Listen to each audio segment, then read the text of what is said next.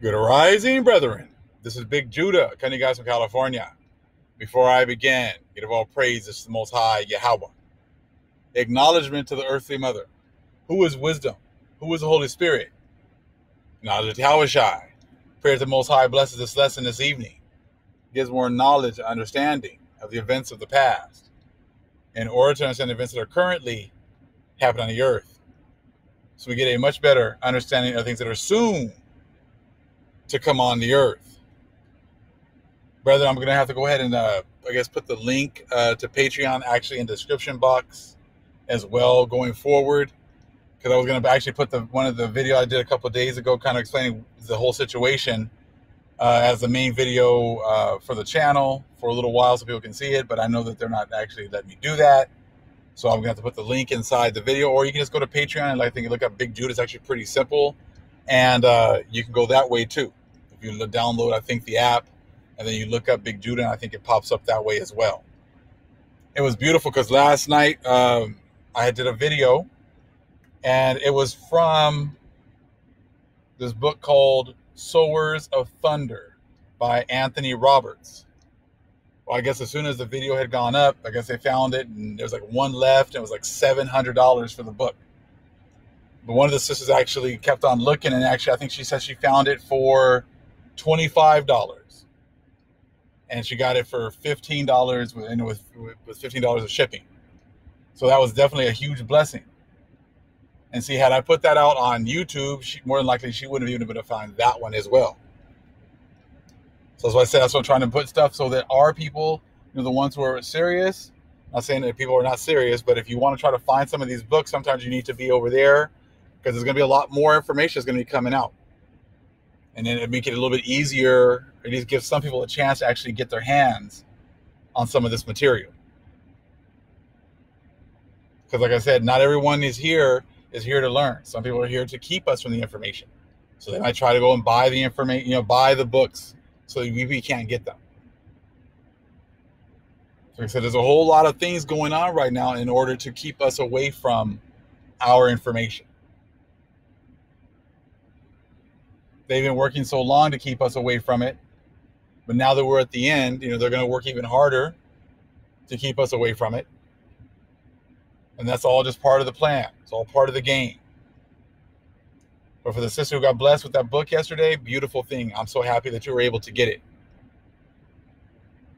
But I've been seeing that even a lot for a while. Some people were like, well, I wish you would put it up on your website. Well, even if I put it up on my website, there's people on my website as well that don't have our best interests at heart.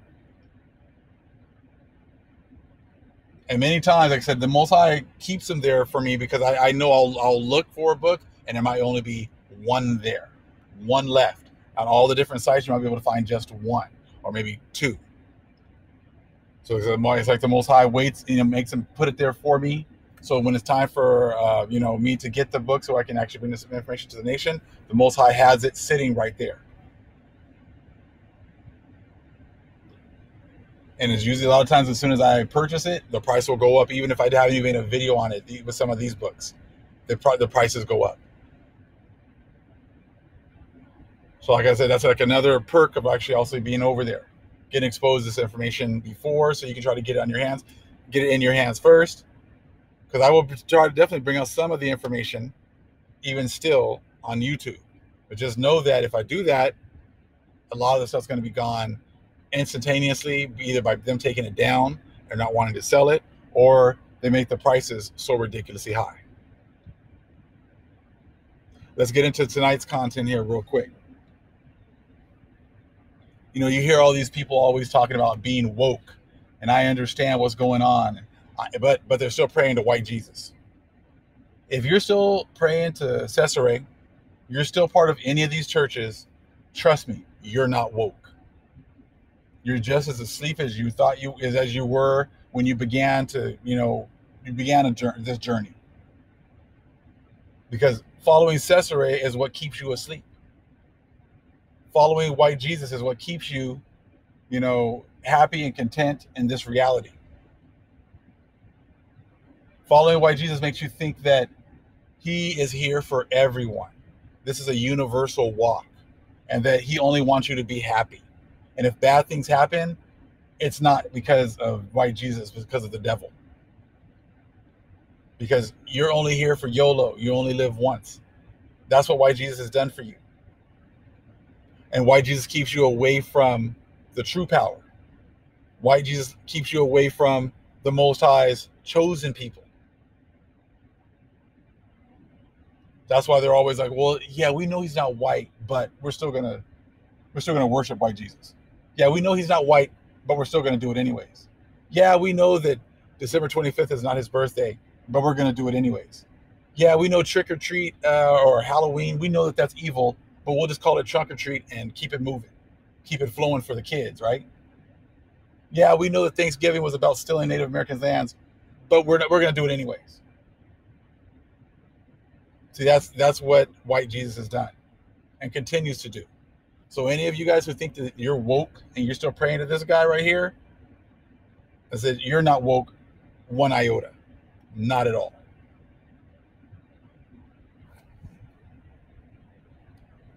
We take a look at the Russian icons, and a lot of people have had these books for many, many years.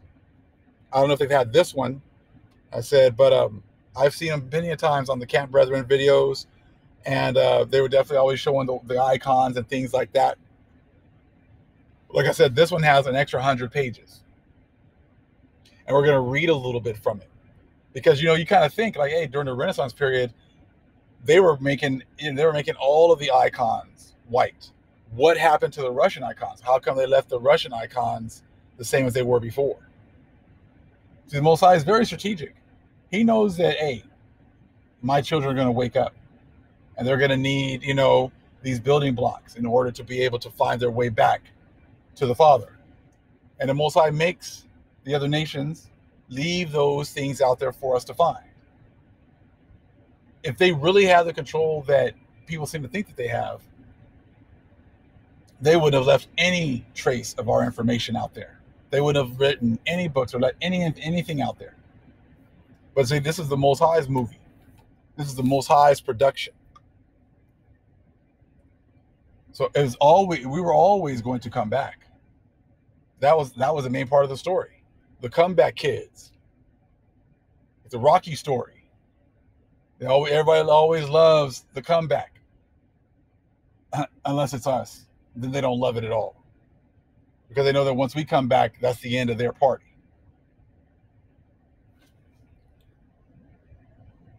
We're going to read a little bit right here about why these Russian icons are still here today, still intact, and still showing that the people of the Most High are the so-called blacks. An event right here that followed illustrated the Orthodox attitude toward the icon. The priest, noting blemishes and markings on the edges of the icon, ordered a painter to remove them. As the painter bent to his task, he heard a voice say, "Arise, it is time to bring the icon back to where you found it. You will not be able to repair it." The renewal or restoration of an icon was not considered a simple artistic or mechanical task, but one requiring a particular state of mind. Consequently, the painter returned the icon to the priest, convinced that the Virgin regarded the icon with a particular benevolence. He transferred it to a church where it continued to work miracles and attracted a great deal of attention. On another occasion, at the beginning of the 17th century, during the restoration of the miraculous icon of the Virgin, the image suddenly disappeared. Okay, and of course, we did move this so you can actually see it very well. Okay, we're pretty much here before you can't see what's at the top there, but warning not to alter any fragments of the ancient painting. And so the answer limited himself to covering the icon with linseed oil. So what was happening was pretty much these priests and these people who were told to actually fix these paintings, magical things was happening. Okay? pictures and icons would miraculously disappear and then reappear. They would not let them touch them. They would not let them change them or try to repair them. That's what was going on in order. And that's probably why many of these same icons are still there. And we know that the Most High is going to step in and not let them just destroy absolutely everything that would point to the Most High's chosen people. Because all of us knew that eventually, we were not going to be a people. But the main thing was we were going to be a people at the end. And that the other nations are going to recognize it. So now in this book this is supposed to be John the Baptist, the beheaded John the Baptist. From way before the Indo-Europeans showed up. And the Most High used many of these people to maintain our information. They got a chance to hold it for a certain amount of time. They got a chance to rewrite the history for them, in order for them to think that make people think that they were the people that have been there the whole time. But knowing eventually the Most High is going to awaken the Hebrews as well as the chosen Gentiles to the truth. So this would be the picture or the illustration for John the Baptist, the beheaded John the Baptist. So if people cannot accept the truth, cannot accept the Most High's chosen people, then please don't say you're woke. If you're not willing to explain all the things that we've been bringing to the forefront with all this knowledge and understanding to the power of the Most High, if you can't explain all this away, please don't say you're woke. Because you really look really, really silly saying that you're woke, but you won't even, broach these subjects. Just trying to laugh off that we're the chosen people, that's not enough anymore. You got to show and prove. And if you can't show and prove, then you can't say that you're woke while you're ignoring the Most High's chosen people. You cannot say you're woke when you're ignoring these prophecies that are being fulfilled by our people daily. All you can do is drop to your knees and ask our Father for forgiveness, if He calls you to do that. So it's just a little quick something right here. A quick little lesson for the family, just showing you how these pictures were maintained over the years. And if I find more information, I will definitely bring it to you about how the Most High supernaturally maintained all this information in order for these days now to be a fulfilling of the prophecies of the return of the Most High's chosen people and the return of the knowledge and understanding of who they are, and how the Most High is going to protect them and raise them up and reestablish everything, the covenant, give us a new covenant, and reestablish the people as He said He would. All praise is to the Most High, Yahweh. Acknowledgement to the earthly mother. Who is wisdom? Who is Holy Spirit? Acknowledge Hawashai. Shalom.